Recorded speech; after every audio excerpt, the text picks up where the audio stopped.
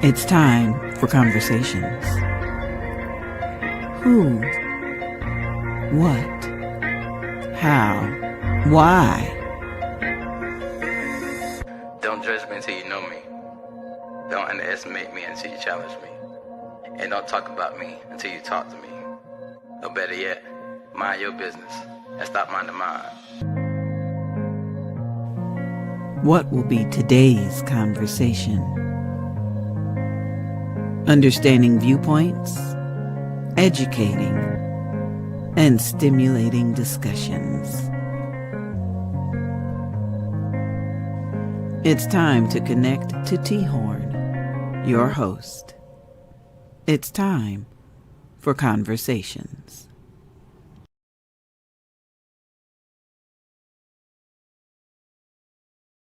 Hey, what's good, everybody? Welcome once again to another episode of Conversations with yours truly, T-Horne the Uncool. I'm glad to see that people are watching, people are taking the insight that's brought forth with this podcast, and they're taking the information and applying it, because I got people hitting me up on my messenger, people calling me and saying, hey, you know, the podcast you did last week, or this topic you talked about was really good. You need to keep going and keep bringing that positive energy. So I appreciate the support.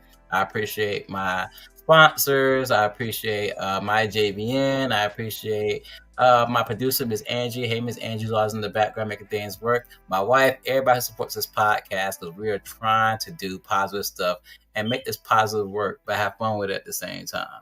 Having engaging conversations that people don't usually think about, but they want to talk about. So let's get started. So the panel will be joining me later on tonight, so I'm going to start it out and everything. Well, somebody from the panel. Maybe somebody you've seen, somebody new. We'll see what happens. But I want to start the conversation tonight about 90s nostalgia. And why I chose 90s nostalgia is because of the fact I work with youth. I work with kids every day, and I see the change from my generation to the generation of now.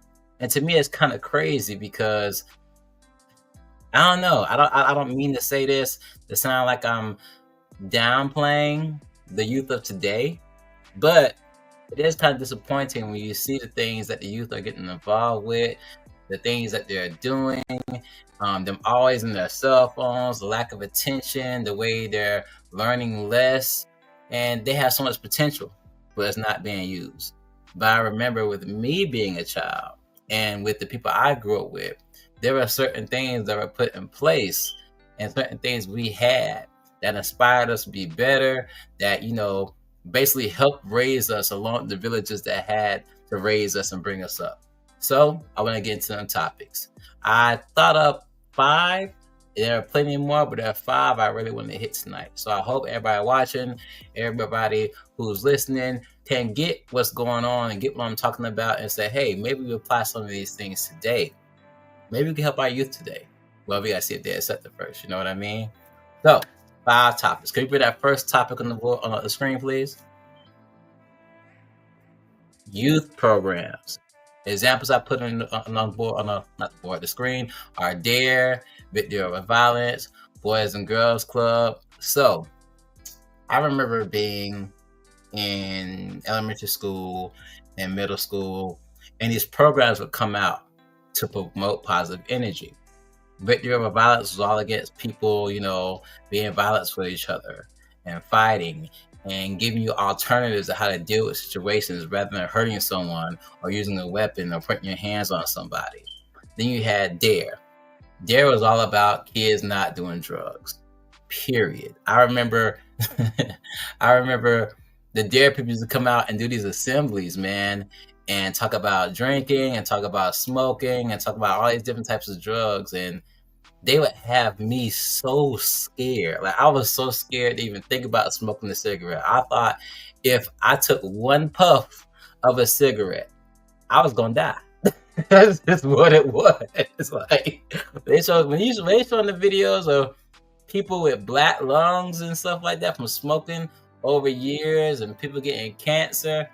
And the worst thing overall was when they had those videos where the people would be talking and they had that thing to the throat. And I'm not making fun of nobody, but y'all know what I'm talking about. Like, Don't smoke or you'll end up like me. That just used to scare the mess out of me. It really did. I swear to God. And then you had the after school programs. Well, you still have Boys and Girls Club and YMCA and stuff like that. But they're not as active as they were back when I was a kid. Like after school, we used to be so excited because we'd been done our schoolwork all day. And, we tired from doing schoolwork, but we knew we could go to the Y, the Boys and Girls Club, play a good game of basketball, football, get involved with the arts, have somebody there who cared about us to help us with our homework, bring our grades up and everything. And we still have programs like that. Like I know in Jacksonville, we have JAMS, Jacksonville Art and Music School. We have Boys and Girls Club, Gear Up and Team Up. But it's just not the same. It's like you go to these programs now, you're just being babysitted. I brought this first thing up today, youth programs, because I feel like the youth programs had a real big effect on our upbringing. All the positive energy, all the knowledge and education, the fact that if you didn't have parents at home or your parents were working, you had some people there, whether they're teachers, whether recreational therapists, people that care. Another program, the Big Brother, Big Sister program. That's another program for people who didn't have big brothers, big sisters, fathers or mothers in their life. They had somebody that can show their care and support for these youth. We don't have these anymore. So many fathers are not in the home. So many mothers are single and working all the time. And you have kids raising kids. And none of these kids have time to actually be a kid. I feel like that's missing in today's youth because they had that. I mean, like I said, we got some programs. But if they had the effort that was put in the 90s and back in the day, I feel like a lot more could be done, a lot more positive impact and changes could be made. Hopefully somebody hears this and you guys start putting more into these programs, not just the after school programs. Let's get the assemblies going again. Let's get the partnerships with the schools. Let's get into these homes. Let's get the commercials that advertise this stuff out so we can get positive information out to these kids and change, the violence, change bring down the drug use, change the children having sex before they're ready and at a very young age and getting pregnant, having babies and stuff like that. Change the language barriers. Another youth program, the churches. The churches to be involved in the school too. I mean, granted, everybody doesn't believe the Christian concepts, but just giving those morals and that foundation based off God helped a lot with our youth. That's my spill on that. With that being said, let's go ahead and move on to the next one. Number 2 would be, I believe it's music. Can we get that on the screen, please? We having technical difficulties. But either or, I'm going to go ahead and move to the next one. Music. So, back in the day, let's talk about music we had in the 90s. I'm not going to lie to y'all. I'm kind of a little, I was all over the place when it came to music. All over the place. I listened from everything from rap and hip hop to R&B to pop to old school to rock and roll. I was very versatile on the music scene. Hence why I rap the way I do with my songs. That we're not getting to that though. All right, but even though music back in the day talked about some things that even the music today still talks about, I feel like it was more hidden and well guarded. If a song talked about sex, you had to decipher it was talking about sex. It wasn't just straight up talking about private parts and talk about girls shaking their behind and talking about, being underage and doing sexual acts and everything. Back in the day, if you were a child and you made music, you made child music. If you're a teenager and you made music, you made teenage-based music. And the grown stuff was for the grown people. Think about it. Back in the day, we were listening to things like, what's a good example? Bow Wow. I'm going to use Bow Wow as an example. Now, Bow Wow gets a lot of shade. He really does. But when Bow Wow was a kid, Bow Wow rapped as a kid did. When Bow Wow was a teenager, Bow Wow rapped as a teenager should rap. He rapped about teenage things. Basketball, girls, going to the mall, trying to get money, trying to be fly, being fresh as a Miz and all that stuff. And when he became an adult, he started to transcend to adulthood with his rapping and everything. This day and age, you have kids, and I can't quote these kids' names. Don't get me on that, because I can't remember half these rappers today. But you got kids rapping like they grown people, talking about grown people stuff, talking about stuff like running trains on girls, sexual acts, selling, smoking weed, doing drugs and stuff like that. Being a gangster. There's one song out right now, and I can't say what's the kid name, but he's talking about I'm a big dog or something like that and everything. And he's basically rapping about being a gangster on the street, and he's a kid and has grown women dancing and shaking their behinds in the video. What kind of message is that sending to our youth? It's sending the message, first of all, over-sexualization. That you should be, at a young age, trying to be a thug or a gangster in these streets. But where's the music that promotes us to seek education? Where's the music that promotes us to court a girl and talk to a girl with romance and swag? Where's the song that talks about building you up as men or building you up as women? Where's the songs that talk about love as it's supposed to be? Not just think about what's in your pants, but what's in your heart. These things are missed drastically. And now they're having an effect on our youth, because the people who are singing these songs and doing this music are the role models of today. Everybody wants to be the next Future, the next Young Thug, the next Lil Durk, Lil Baby. What's man, y'all, I'm old now. I'm about to be 37. I'm trying to remember who these people are that these kids listen to, and it's hard. The Cardi B's, the Megan Thee Stallions, the y'all get what I'm trying to say. Sexy Red, that's a big one. Oh my God, don't get me started on Sexy Red. But y'all get what I'm saying. These music artists are promoting these sexual, these drug-based and gangster, and basically not going after positive things agenda. And the main people listening to this music are the kids in this generation. So much profanity and profane language. So much pushing of sexual activity. I don't know. It's just sad, y'all. It's really sad. And I feel like if we went back to the 90s and listened to music like, who was a good artist back in the day that I love listening to? Let's talk about Usher Raymond. Usher Raymond, that's the first really secular artist I really paid attention to. Because, I grew up in the church. When I was in a gospel home, we couldn't listen to no secular music. So, listen to Usher Raymond and just the storytelling back of the day. The real love stories. You make me want to leave the one who went and start a new relationship with you. The songs like that, man, yeah, it was a messed up situation, but the storytelling, people felt like that. People could relate to the words and the songs back in the day. The words and the songs made you feel certain things and get emotional and be like, yeah, I know how it is. I done been there before. Nah, everything is just shake your butt, get money, smoke weed, no friends, everybody's a hater, this and that and everything. Sex. And our parents are allowing the kids to listen to that.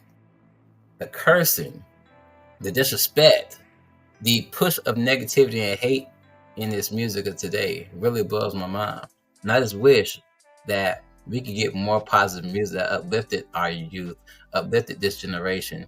And when I say uplifted, that doesn't mean it has to be strictly gospel music. That's the only time you ever hear anything being uplifted these days. Either gospel or conscious music. Even the R&B now. All you hear women talk about is bashing men and talking about how men did them wrong. And, all you hear men sing about is sex. So, what do you expect our generations to be about? Young women bashing young boys saying they ain't nothing. The little boys always worried about how many girls they can get and how much pants they can get into. It's a travesty, man. And we need to do better about the music. But let's move on to topic number 3. Topic number 3 is, when it comes to 90s nostalgia, is, oh shoot. No social media or phones. Yeah.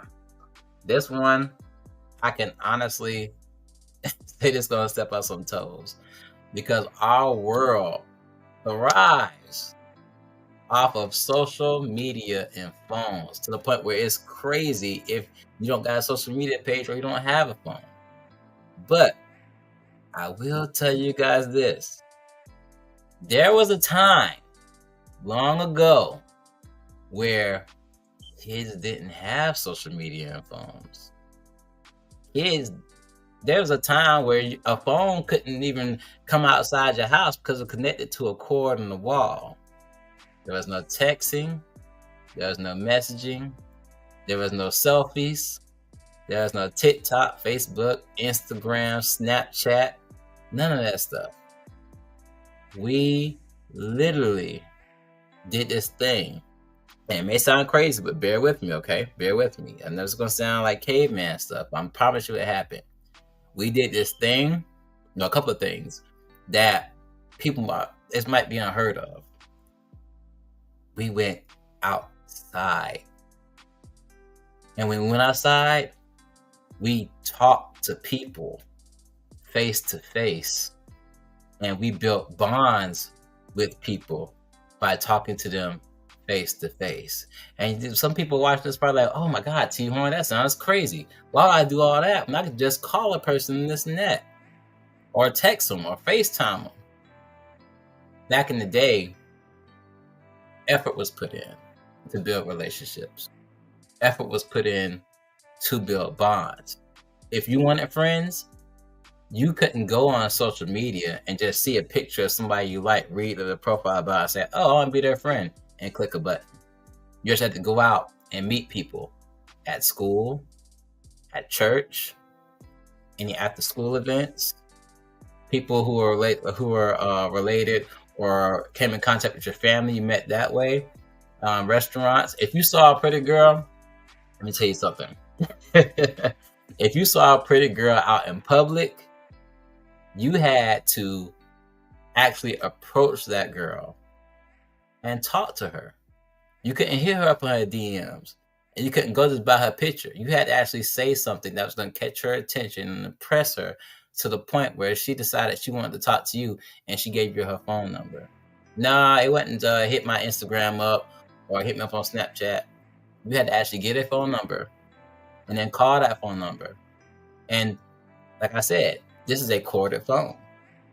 And you had to hope that girl would answer the phone. Actually, you had to hope that she gave you the right number, first and foremost, because with Instagram, you can see the picture and know it's them.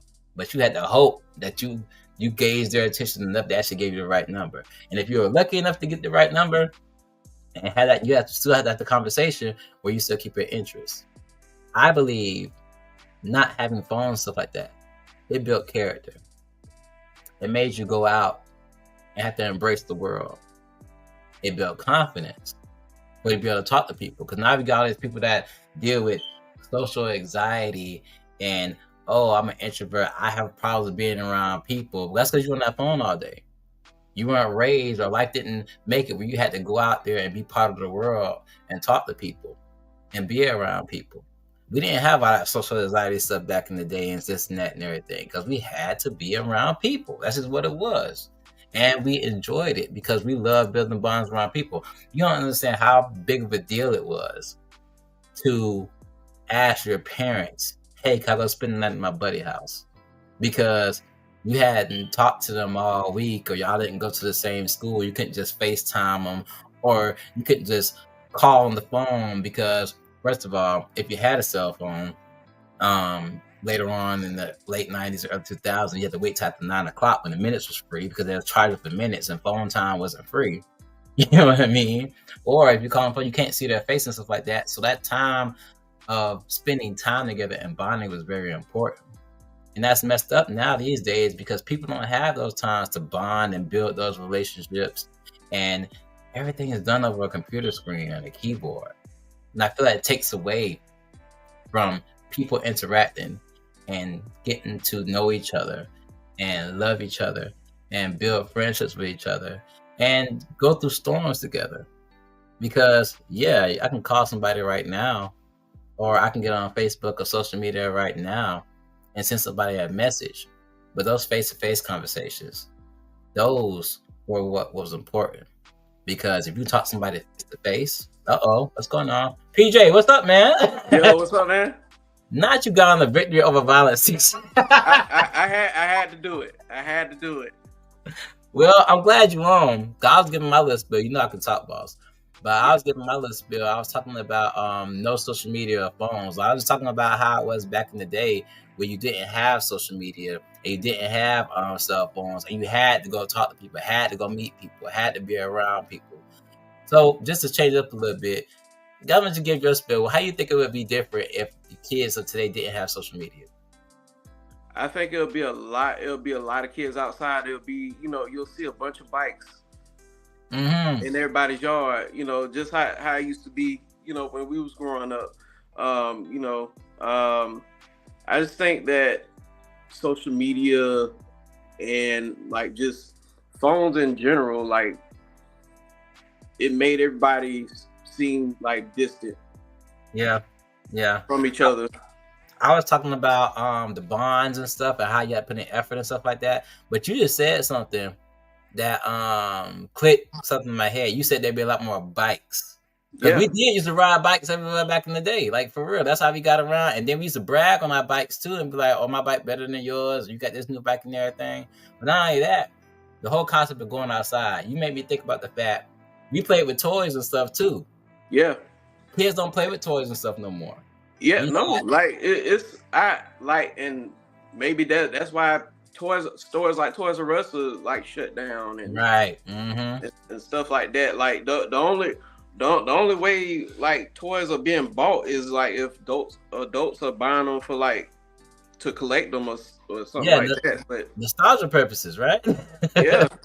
But other than that, I go around the toy area, like all the toys are still there. Right. Bikes are still there. You know. Nobody messing with that stuff no more. I was thinking about the stuff like the yo-yos. You put yo-yos back in the day, the action figures, the little finger skateboards. No, I'll tell you one thing. Remember how big the Pokemon card craze was? Oh yeah. And how everybody was about that. Everybody's about that. And we don't worry about no cell phones or worry about who was beefing on social media and stuff like that and everything. We was beefing over who had the Charizard card. You know what I'm saying? Yeah. It was wholesome. You know what I'm saying? And I don't know, man. Like Mariah feels, hey Mariah, I want a bike. Hey Mariah, I'm gonna be honest with you.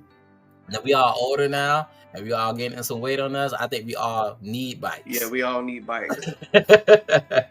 And actually, with that being said, I can't even just I reminisce on the times I used to go outside. Like, I'm just gonna ride my bike, and not only was it transportation, it was fun. It was something fun to do, and you didn't get no trouble riding no bike, nothing like that. You just was out there having fun, and then somebody see you ride your bike, you ride by your homeboy house. I'm gonna ride my bike too, and then before you go, everybody outside riding their bikes and having a good time and stuff. You know what I'm saying? Bike, not just bikes, but like roller skates. Yep. I could never roller blade, but I couldn't do the 4-wheel skate. The regular skates. I just had like the one. The one on straight line. Yeah, one straight line. Yeah. Oh no, you had the rollerblades. You was a professional.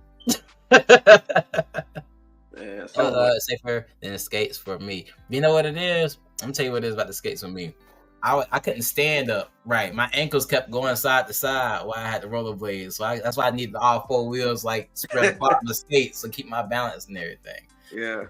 But another thing about social media and phones that I noticed too, and I noticed this with the kids I'm working with. I said something about beef earlier, right? Mm-hmm. There is so much drama that goes on outside of school because those kids will have certain situations or certain, conflicts while they're in school. Then they'll take the conflicts they had in school, and like us, but we had a problem in school, you know what I'm saying? Once we left and went home, it was over. Unless you had a bully messing with you or something like that. Then you just need to get the big boy draws and stand up for yourself. Right. But the conflicts at school don't stop because now you're going on social media and you're hitting this person up in their DMs or you're embarrassing stuff and making it so the whole, not even just that school can see, but every school in the county can see. So it's blowing up in this big thing, and now police are getting involved and this and that, and kids are bringing guns to school and this and that and blah blah blah. Now people getting killed, this and that, all because of social media nonsense. Social media has become a plague for our youth, and I believe a cut down on social media, or I mean, it's probably impossible to get rid of it now, but even parental blocks or parental supervision of social media is needed, because social media is tearing our youth up. It really is. Yeah, I mean, like I don't think kids should be on social media, period. But you know that, I mean, that would be, you know, kind of hypocritical of me to say, because like I remember being 13 years old, opening up a Black Planet account. I remember Black Planet. yeah, like Black Planet, and then like I, you know, MySpace. You know, I didn't have a MySpace till I was like 15, 16. So I mean, MySpace is a little different. MySpace was a lot safer than what social media is today. But. Yeah, the only thing you were worried about in MySpace was making sure you designed your profile picture and your background to make sure it was better than somebody else's. MySpace was a test of communication and creativity. That's what that was and everything. Yeah. So yeah, but let's pause for a second, PJ, because we're about to come up on a break on 28 minutes. But when we get back, we're gonna talk about 2 more topics, and I know one of them is your favorite. I actually put it on last so you can actually talk about it. You know, me, you talk about that for days. Oh yeah, I appreciate you for that, man. No problem. And for those who don't know, this is PJ. This is my lovely cousin, who's also a member of the panel. This is his first time on the show, so check him out on Facebook. Show him some love and everything, and he'll be on the podcast from time to time too. With that being said, let's take this quick break, and we'll be back in a little bit on Conversations with T-Horne the Uncool. The following is a testimony from dfcmarket.com. What is my name? My name is Michael Douglas Scott. I've had chronic pain for the past 15 years. As I age, I get more pains. I have degenerative arthritis. I have basically 14 different medications, and they range from sleep apnea, trazodone, to ibuprofen, to meloxicam, to gabapentin, these are pain medications, about 6 different pain medications, medications to go to sleep. And I learned about the immune support through Ernest Warren.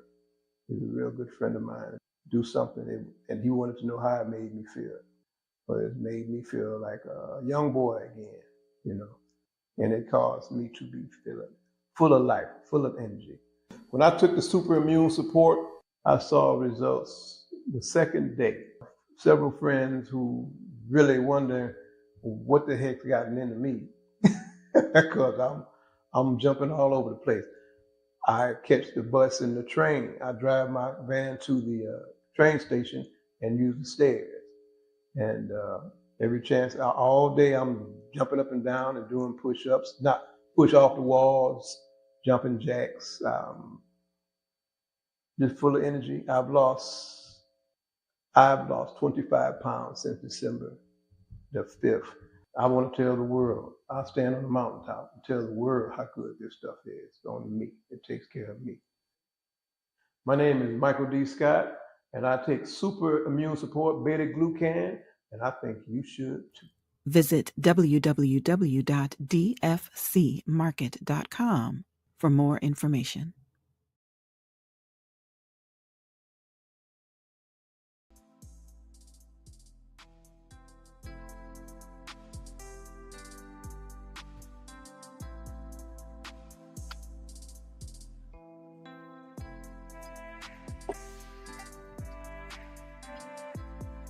Welcome back to Conversations with T-Horne the Uncool, where tonight I'm joined by my cousin and panel member PJ Fields, and we are talking about 90s nostalgia.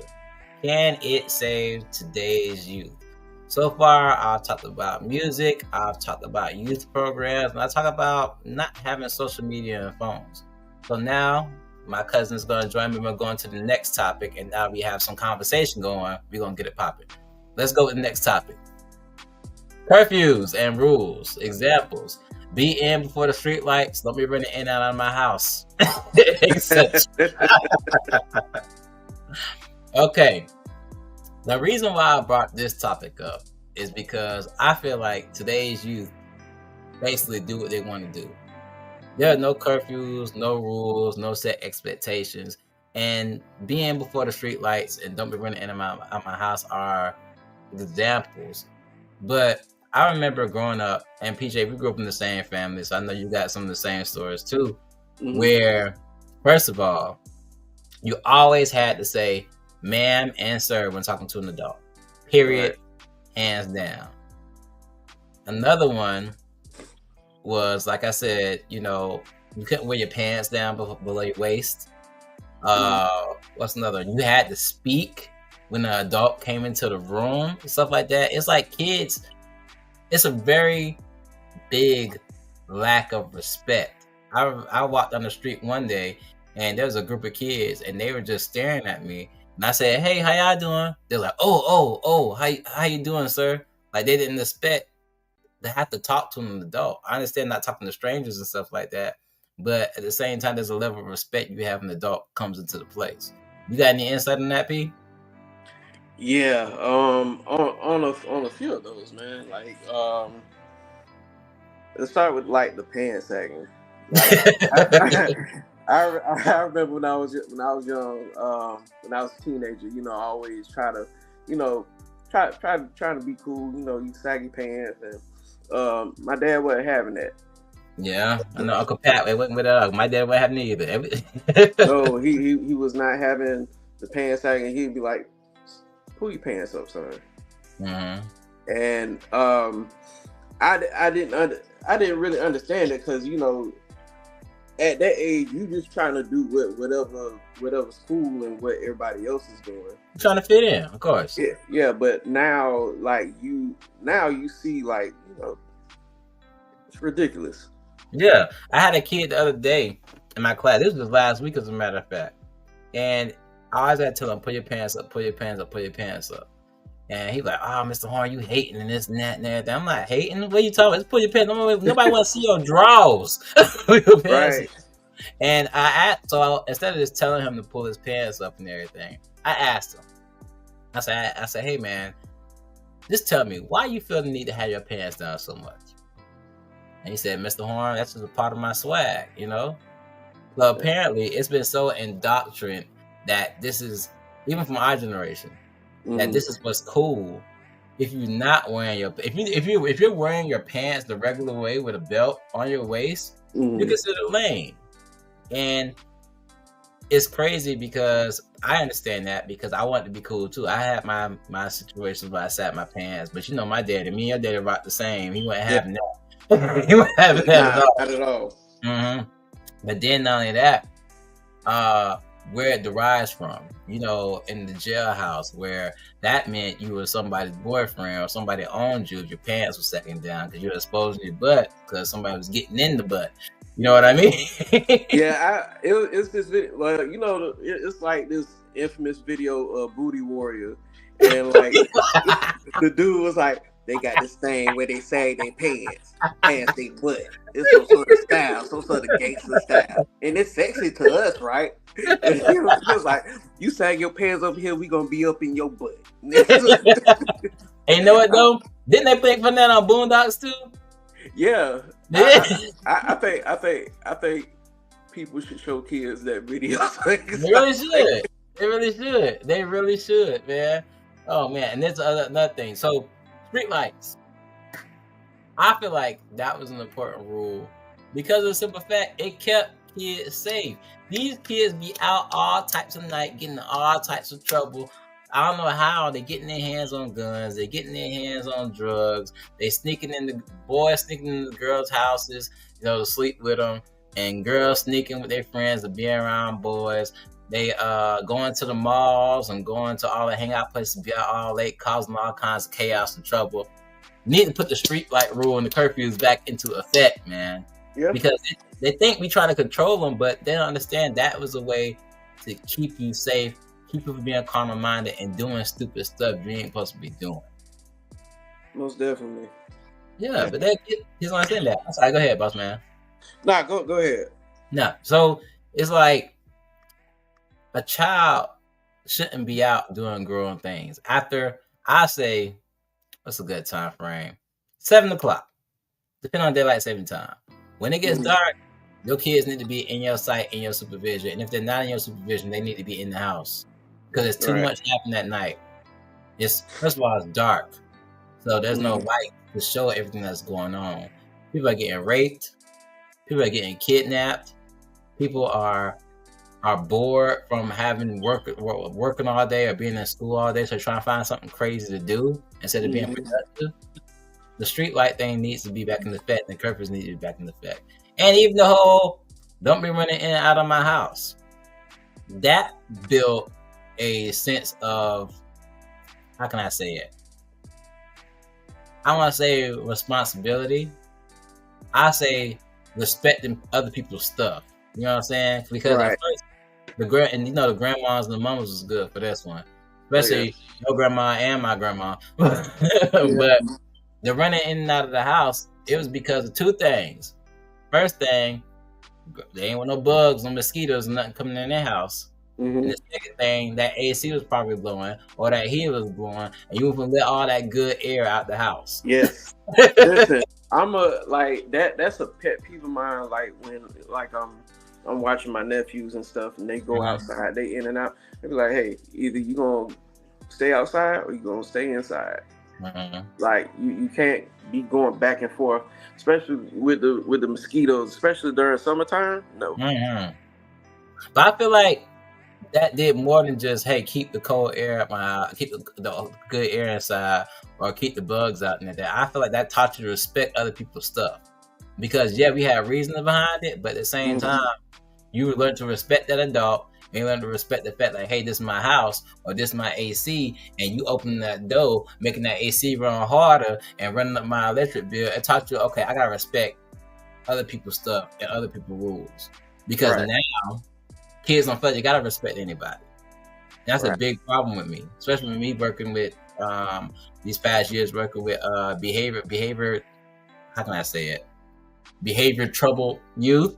I'm big on respect from kids. So as soon as I feel a kid getting out of line, I'm like, hey, who do you think you're talking to? I'm gonna get you right now. You know, it's like apparently it's not happening at home, so let me introduce you to get right. You know what I mean? And I don't know. My dad, he always instilled act like you got some common sense when you at other people's house. Like, don't like this ain't where you live at. This is somebody else's house. Right. Like, you don't just go in people's rooms and stuff like that. That's you have no business in people's rooms. You have no business opening up people's refrigerators. And stuff like that. You want to get bathroom cabinets and this and that and blah blah blah blah and all that stuff. Yeah, it's just like today's generation of youth feel like they have this freedom to do whatever they want and can't nobody tell them nothing. So certain rules being in place, like I know for a fact, I love my dad. I always bring my dad up on the podcast as this big authority figure and stuff like that. But with me being a dad now, I understood why he was the way he is, and that's why I'm the way I am with my kids. That's why my kids are set apart and set aside from this generation. But I remember my dad was a truck driver, as you know, and going all week, and I didn't clean my room for a week. Mom was telling me, hey, you need to clean your room, this and that, but I had a rabbit at the time. The rabbit was messing up. Rabbits, they blew everywhere and stuff like that. So I had a rabbit doing everything, my clothes everywhere, all that stuff. My room was just a mess. My mom's like, you need to clean your room before I tell your daddy. So I had the intention of cleaning my room, but I was very lazy. When I got home, before I got home from school, and so my room was dirty and stuff like that and everything. I got home after school. I was keeping my grades up at the time, so I think I'm gonna go in my room and just chill out, play the game, do my homework, stuff like that. I get to my room door, and my bedroom is locked. So I'm calling. I say, hey, my room is locked. Can we unlock my door? My dad came down the hallway. He looked at me. He said, first of all, let me tell you something. That's not your room. That's my room. I pay the rent here. I pay the bills there. I allow you to sleep here. I allow you to take up this space. You got your own space. You got your own privacy and stuff like that. But you don't respect the privacy and the space and the respect I give you to have your own room. And you don't respect the fact that I was nice enough to give it to you. So since you don't respect that, you can't do something as simple as keeping it clean and minding your mother. Now, guess what? You don't have no room. Then he took it a step further. And he said, oh, them clothes, them shoes, that radio, that TV, that video game system, I bought all that too. All that's mine also. And you're not respecting the fact that you're not showing gratefulness I gave it to you. So I took all that too. So I'm like, what am I supposed to do? Man, my dad walked me to that garage. In that garage was an air mattress, a sheet, 5 white t-shirts, some khaki pants, some navy blue pants, and 1 pair of white Bobo shoes.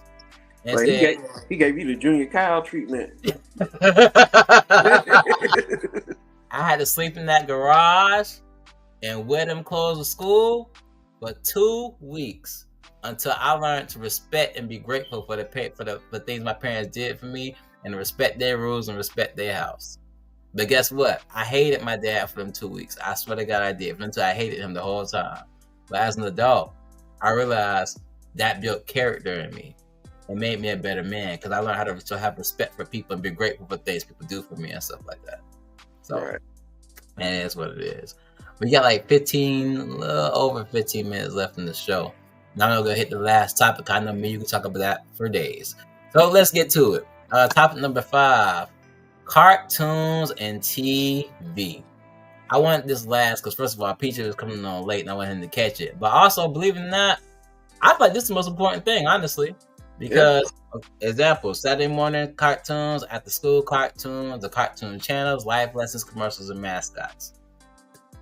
P, you know me as a kid.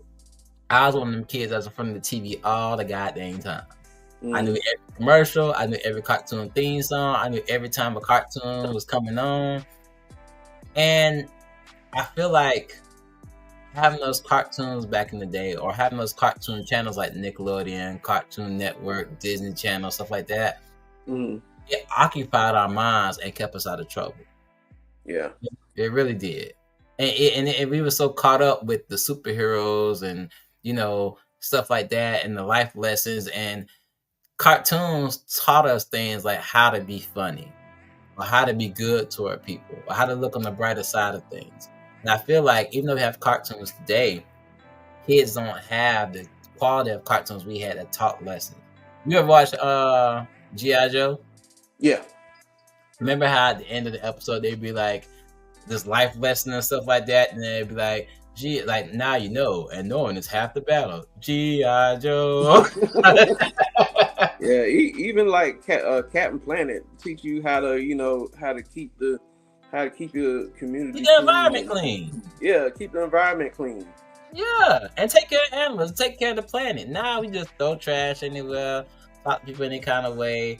Don't care about the animals. People are like kicking animals and cutting them up and making them coats. And the only thing I feel like the only reason to kill an animal is if they're a threat to you. Food, right? You know what I'm saying? Not just for sport and nothing like that and everything. I don't know, man. It's so different, man. Even I'm gonna take it back to a younger age. I'm gonna go at the PBS when it came to Sesame Street and Barney and Reading Rainbow, Mr. Rogers' Neighborhood, the Letter People. I mean,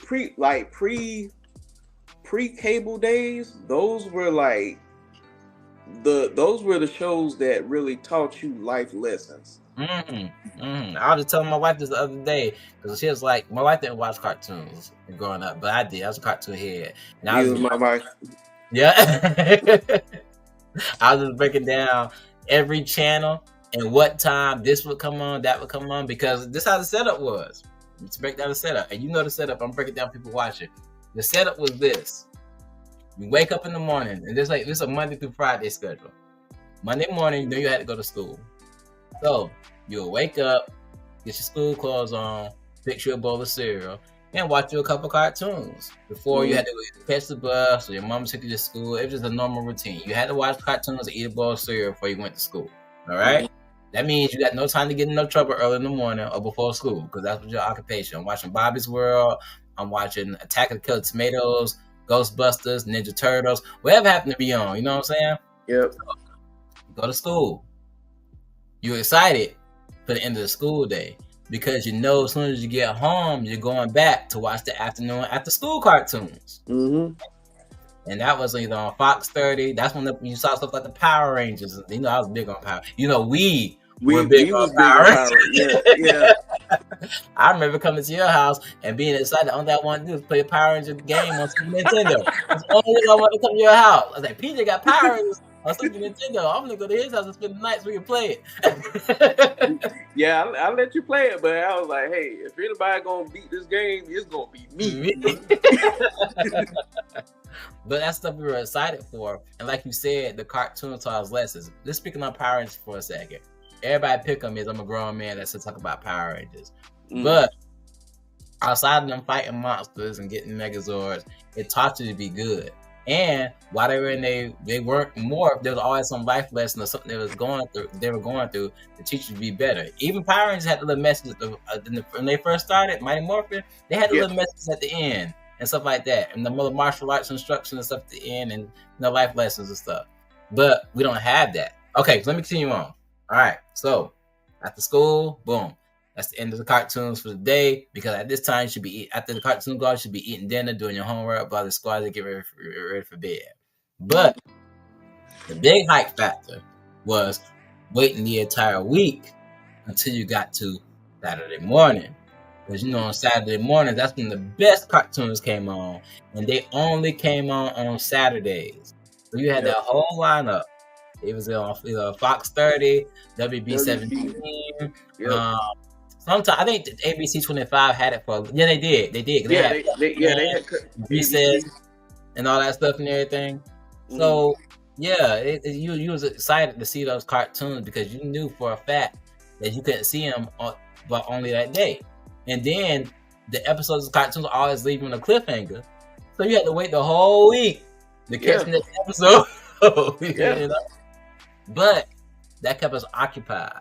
That kept us from getting in trouble and getting out in these streets and, you know, trying to find something to entertain us, because we were entertained, and we were entertained by stuff that was good for our age. That was tailored just for children our age at the time. You know what I mean? We didn't get into the stuff with the girls and the really sports and this and that until we got older, like preteen and teenage ages. You know what I'm saying? Right.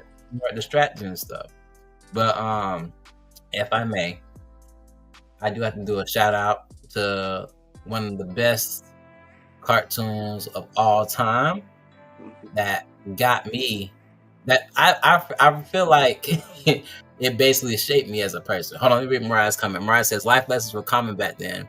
Even now, cartoon shows like Full House, Family Matters. But first of all, Mariah, Full House and Family Matters ain't cartoons. We ain't gonna talk about that.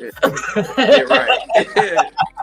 And that's so Raven. If anything, Family Matters taught you that Carl should have shot Steve a long time ago.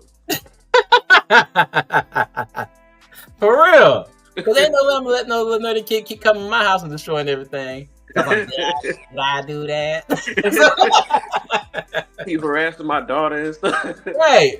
You know what I'm saying? But at the same time, I'm glad Mariah brought that up, because even though we had those funny moments, there were still life lessons. Family Matters, it says in the name, Family Matters. It taught you about family and the stuff and trials you go through. You had to overcome them as long as you have the love of family and support a family behind you.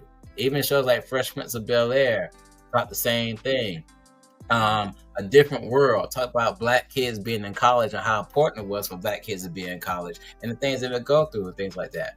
The Wonder Years, that was a great show, you know what I'm saying, with Fred Savage and stuff like that. It taught you about, to me, I'm gonna tell you this, The Wonder Years was the inspiration for Everybody Hates Chris. I'm gonna keep it like that. You know what I'm saying? If there wasn't the Wonder Years, there would be no Everybody Hates Chris. You know what I'm saying? And one thing else I wanted to say on that was the commercials. So I talked earlier about, the youth programs like Victory of Violence and Dare, and you got a Victory of Violence. Can you show that shirt, please? Show that logo.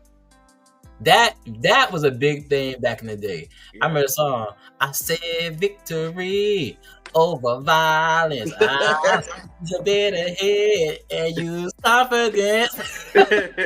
Why do I know that song? I don't know, but I knew it was a song, but I just forgot how it went. I remember it say communication is your best defense. So use victory over violence. I remember that. See, that's what I'm saying. The fact that I remember that song at 37, look how that's ingrained in my head, bro. That's ingrained in my head. And that stuck with me. And honestly, bro, I'm a pretty positive person. You know that. Yeah. I don't like fighting no conflict. I will if I got to now. You know what I'm saying? Because sometimes we call for them hands to go. But I am a very peaceful person. And I think a lot of that has to do with the watching cartoons and being a hero and wanting to be the hero and being told to do the right thing. Stuff like Victory Over Violence, where it says, hey, communication is your best defense. You don't have to fight nobody. You don't have to hurt nobody. Just talk to people and talk to people the right way and stuff like that. That stuff has such an impact, and people don't understand not having those things has led to the generation we have now. You know what I mean? Right. But I was saying all that to say the commercials, how, commercials were wholesome back in the day. They used to have regular commercials that advertise stuff, and they had commercials that showed positive messages. Don't do drugs. You know what I'm saying? Stay abstinent till you're married and stuff like that. Don't pick on somebody. You know what I'm saying? And then most commercials made us laugh because of the simple fact they just got us out of our negative mind frames. Like, you remember the commercial, how many licks does it take to get the center of a Tootsie Roll Pop, Mr. Owl? Mm-hmm. You know what I'm saying? Yeah. I love that commercial. That commercial was dumb, but I love that commercial.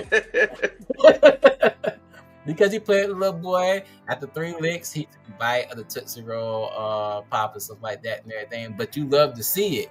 Or what's another commercial that cheered me up? The Chia Pet. Chia.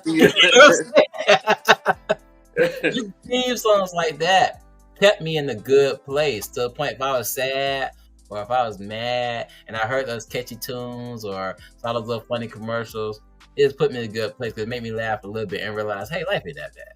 It ain't that bad. Right. You know what I'm saying? Plus I got on here, mascots. So when I say mascots, I remember Smokey the Bear. Mm-hmm. Because of him, I knew only I could prevent forest fires. You know? Even though we don't live in places that have forest fires.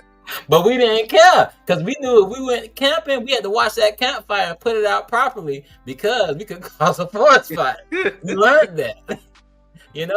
I remember Scruff McGruff, the crime dog. Yeah. If you saw something wrong, call the hotline and tell Scruff McGruff. Scruff McGruff, Chicago, Illinois, 61392. You probably like, how did you remember all this stuff? Right? No, actually it's 60652. Oh, see? I said it wrong, but you got it written here. I got it. Education Connection. I remember that too, Mariah.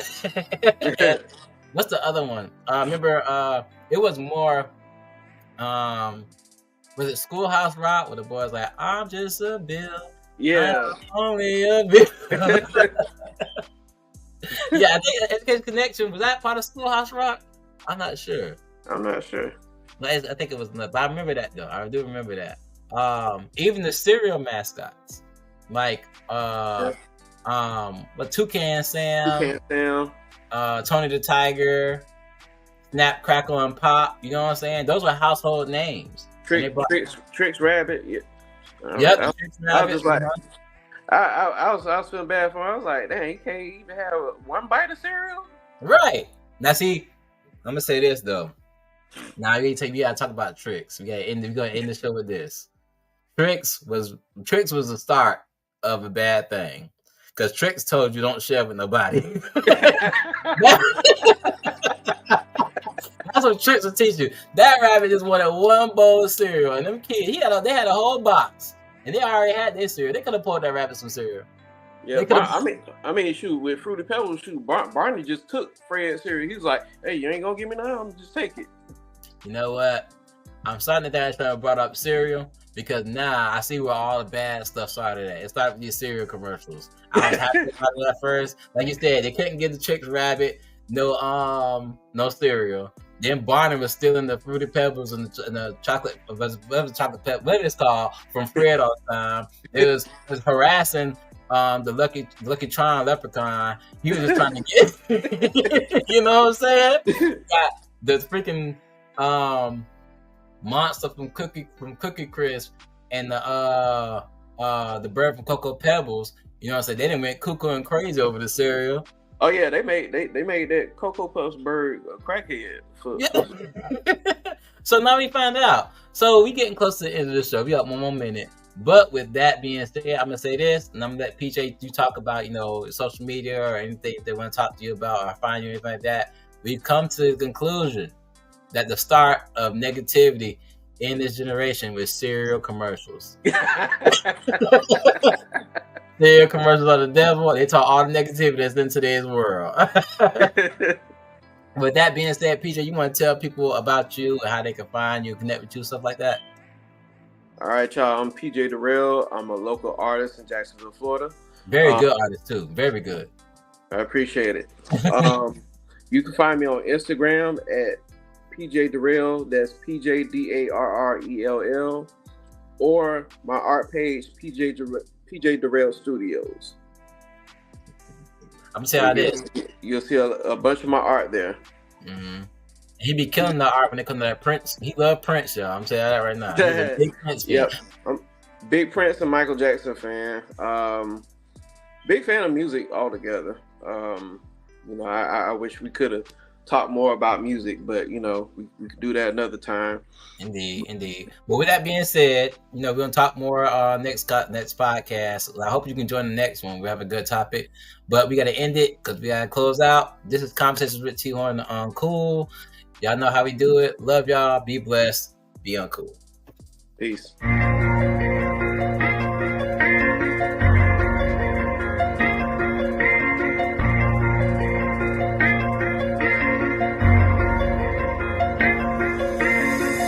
Don't judge me until you know me. Don't underestimate me until you challenge me. And don't talk about me until you talk to me. Or better yet, mind your business and stop minding mine. Yeah, I'm the topic of conversation. Circles talk about me. Yeah, I'm in rotation. I'm the one they talk and then they gossip about. Now it's so hard for them to keep my name out their mouth. Oh, I'm the topic of conversation. Circles talk about me. Yeah, I'm in rotation. I'm the one they talk and then they gossip about. Now it's so hard for them to keep my name out their mouth. Oh, my name coming out must taste good if you keep it in your mouth. Got something else for you if you go down south. I'm just playing. What the heck you talking about, huh? Why you worry about who I wanna date, huh? Why on the main course on your plate, huh? Why everything concerning me gotta turn to be argument or debate, huh? Is he a Christian? Religion? Has he forsaken? He just was dating her. How many women he dating? Had another kid? That nigga don't know when to stop. I heard he smoking, getting high. Boy, man fell from the top. See what I learned. This your concern. It's all about me. Y'all gossiping made me look at y'all like female dolls in heat. But let's make something concrete. I'm seasoned, yes indeed. Y'all must like the recipe, cause y'all all on my meat. Yeah, I'm the topic of conversation. Circles talk about me. Yeah, I'm in rotation. I'm the one they talk and then they gossip about. Now it's so hard for them to keep my name out their mouth. Oh, I'm the topic of conversation. Circles talk about me. Yeah, I'm in rotation. I'm the one they talk and then they gossip about. Now it's so hard for them to keep my name out their mouth. Oh. Haters try to diss me, they love me, but they dismiss me. Play hard, but acting sissy. They lies be so convincing, and exes get jealous quickly. They won't admit that they miss me. They hate that I moved on, so use my children against me just to keep up the top. People peep on my wall, just to keep tabs of my flaws, just to keep me afar. Doing everything they ask me, but that ain't enough. I'm on everybody's tongue, and everybody on my jump. His rap career won't take off. That nigga ain't hard, he really soft. Try to see his page, but I'm blocked. He was living for Jesus, then he stopped. Can't get girls just to knock him off. Can't lie, the truth ain't what he taught. I be so close to popping off, but then I realize I don't give a fuck. Yeah, I'm the topic of conversation. Circles talk about me. Yeah, I'm in rotation. I'm the one they talk and then they gossip about. Now it's so hard for them to keep my name out their mouth. Oh, I'm the topic of conversation. Circles talk about me. Yeah, I'm in rotation. I'm the one they talk and then they gossip about. Now it's so hard for them to keep my name out their mouth. Oh. My whole life, I lived it based off of other people's opinions. They judge what I do, what I say, how I think, and I judge my whole life based off their interpretations. But now I got to the point where I realize my life is my own, and I'm the only one that can live it. So, if you got an opinion, keep it to yourself.